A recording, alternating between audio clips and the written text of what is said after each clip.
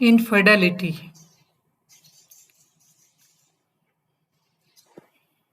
Betray,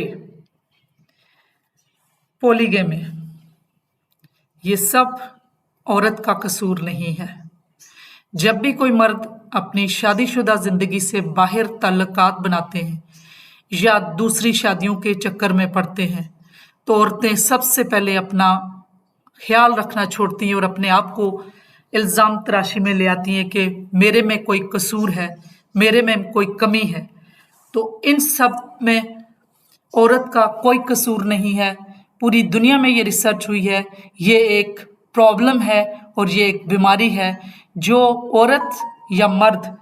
इस किस्म के चक्कर में पड़ता है उसके अंदर एक बीमारी होती है, प्रॉब्लम होता है। इसलिए अगर किसी के साथ कोई ऐसे हालात बनते हैं तो औरतों को सबसे पहले अपना ख्याल रखना चाहिए और सबसे पहले ये देखना चाहिए कि अगर उन्होंने इस रिलेशन में रहना है, क्योंकि बच्चों की वजह से कंप्रोमाइज़ करना पड़ता है, तो पहले तो ये देखें कि अगर उन्होंने रहना है तो रीएडजस्टमेंट सीखें। सबसे पहले अपना ख्याल रखें,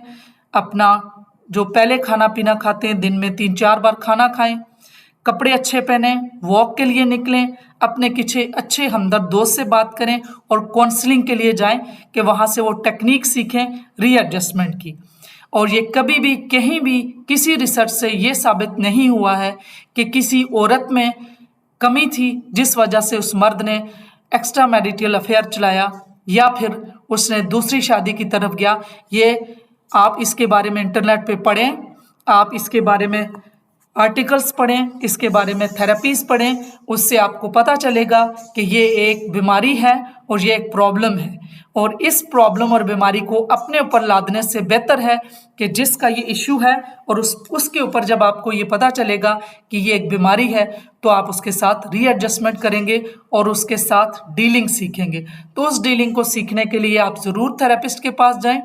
और अपने आप से नफरत करना छोड़ दें और अपने आप को जज करना छोड़ दें कि मेरे में कोई कसूर था, मेरे में कोई कमी थी, इस वजह से मेरा हस्बैंड जो है वो उसने एक्स्ट्रा मैरिटल पॉलीगैमी या फिर उसने बिट्रे किया है। इसमें औरत का कोई कसूर नहीं होता। इसलिए औरत अपने आप से प्यार करना, अपना ख्याल रखना और वॉक करना और अपने सेल्फ डेवलपमेंट पे, अपनी हेल्थ के लिए और अपनी प्लानिंग पे काम करना कभी भी ना छोड़े और ज़रूर थेरेपिस्ट के पास जाए ताकि वो उसके टेक्निक सीख सके और रीएडजस्टमेंट के रूल सीख सके।